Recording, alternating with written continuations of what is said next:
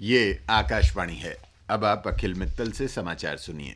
उच्चतम न्यायालय ने व्यवस्था दी है कि भ्रष्टाचार मात्र एक अपराध नहीं बल्कि लोगों के मानवाधिकारों की अनदेखी भी है। इसलिए भ्रष्टाचार को सुनियोजित आर्थिक अपराध समझा जाना चाहिए। न्यायमूर्ति बीएस चौहान और एफएमआई कलीफुल्ला की खंडपीठ ने कहा कि भ्रष्टाचार का दोषी पाए गए लोक सेवक को उस समय तक भ्रष्ट माना जाएगा जब तक कि कोई बड़ी अदालत उसे आरोप मुक्त न कर दे। खंडपीठ ने एक आबकारी अधिकारी को आय से अधिक संपत्ति के मामले में दोषी ठहराए जाने के निचली अदालत के फैसले पर बंबई उच्च न्यायालय के रोक लगाए जाने के आदेश को खारिज कर दिया। उच्चतम न्यायालय ने सभी राज्यों और केंद्र शासित प्रदेशों को निर्देश दिया है कि उसने पुलिस तंत्र में सुधारों के लिए 6 साल पहले जो निर्देश दिए थे उनके पालन में हुई प्रगति का ब्यौरा दें। प्रधान न्यायाधीश अल्तमस कबीर और न्यायाधीश एस निज्जर तथा जे चेलामेश्वर की पीठ ने राज्यों और केंद्र शासित प्रदेशों से कहा है कि हलफनामा देकर बताएं कि उच्चतम न्यायालय ने 22 सितंबर 2006 के अपने फैसले में पुलिस तंत्र में सुधार के जो कदम बताए थे वे किस हद तक लागू किए गए।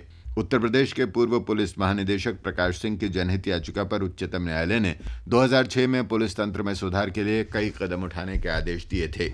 केंद्र ने उच्चतम न्यायालय को बताया है कि कुडनकुलम परमाणु बिजली संयंत्र पूरी तरह सुरक्षित है और सभी तरह की प्राकृतिक आपदाओं को सह सकता है। अटॉर्नी जनरल जीई वाहनवती ने न्यायमूर्ति के.एस. राधाकृष्णन और न्यायमूर्ति दीपक मिश्रा की पीठ को बताया कि संयंत्र की सुरक्षा को लेकर सभी आशंकाएं और संदेह निराधार हैं। अदालत ने परमाणु ऊर्जा नियामक बोर्ड से भी कहा है कि संयंत्र चालू करने से पहले इसकी सुरक्षा के उपायों का ब्यौरा दें।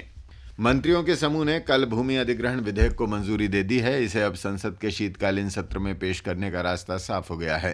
विधेयक में जमीन अधिग्रहण के लिए 2/3 भूस्वामियों की सहमति का प्रावधान किया गया है। विधेयक का अंतिम मसौदा अब केंद्रीय मंत्रिमंडल के समक्ष रखा जाएगा।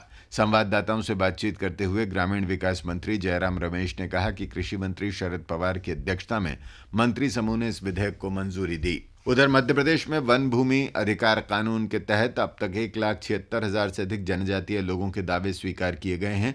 लगभग 1.5 लाख से अधिक दावेदारों को वन भूमि अधिकारों के दस्तावेज वितरित किए गए हैं। भारत और बांग्लादेश ने सीमा पर बुनियादी ढांचे से संबंधित विकास कार्यों पर निगरानी के लिए उच्च स्तरीय समिति बनाने का फैसला किया है। कल शाम ढाका में गृह सचिव स्तर की वार्ता के बाद जारी संयुक्त वक्तव्य में दोनों देशों ने द्विपक्षीय व्यापार बढ़ाने के लिए बंदरगाह और समेकित सीमा चौकियां खोलने का स्वागत किया। इसके अलावा दोनों देशों के लोगों का आपसी संपर्क और आवाजाही सुगम बनाने के लिए वीजा प्रणाली को सरल बनाने के तरीकों पर जल्दी ही बैठक करने का फैसला किया गया। ब्रिटेन की लेखिका हिलेरी मेंटल को उनके ऐतिहासिक उपन्यास ब्रिंग अप द बॉडीज के लिए वर्ष 2012 का बुकर पुरस्कार देने की घोषणा की गई है। निर्णायकों ने उन्हें आधुनिक अंग्रेजी साहित्य का महानतम लेखक बताया है। वे पहली महिला लेखिका हैं जिन्हें उपन्यास लेखन के लिए दूसरी बार बुकर पुरस्कार मिला है। हिलेरी ने इससे पहले वर्ष 2009 में इसी श्रृंखला के पहले उपन्यास वॉल्फ हॉल के लिए बुकर पुरस्कार जीता था। राजधानी में कल डेंगू के 29 नए मामलों का पता चला है। इसके साथ ही इस मौसम में डेंगू के मरीजों की संख्या बढ़कर 484 हो गई। इनमें 5 मरीज दिल्ली से बाहर के हैं। शहर में अब तक डेंगू से 1 व्यक्ति की मृत्यु भी हो चुकी है। नए मरीजों में सबसे अधिक दक्षिण दिल्ली से 8, मध्य दिल्ली से 4, रोहिणी और पश्चिमी दिल्ली से 3 मरीज शामिल हैं। दिल्ली सरकार ने राजधानी वासियों से आसपास की जगह साफ रखने की अपील की है। महाराष्ट्र सरकार ने डेंगू फैलने से रोकने के उपाय करने के अधिकारियों को निर्देश दिए हैं। इस वर्ष राज्य में इस रोग से 18 लोगों की मौत हुई है। दक्षिण अफ्रीका में चैंपियंस लीग 2020 क्रिकेट टूर्नामेंट में चेन्नई सुपर किंग्स कल लगातार दूसरी बार हार गया।